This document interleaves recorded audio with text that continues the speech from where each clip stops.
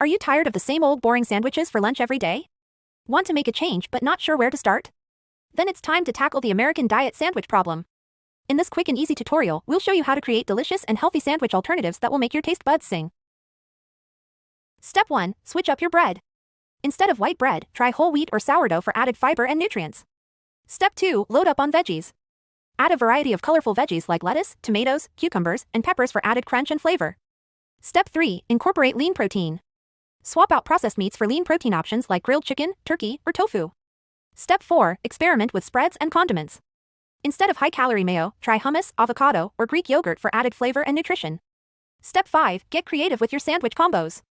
Try different combinations of ingredients and flavors to keep your taste buds excited. By following these simple steps, you can tackle the American diet sandwich problem and create delicious and healthy sandwich alternatives that you'll love.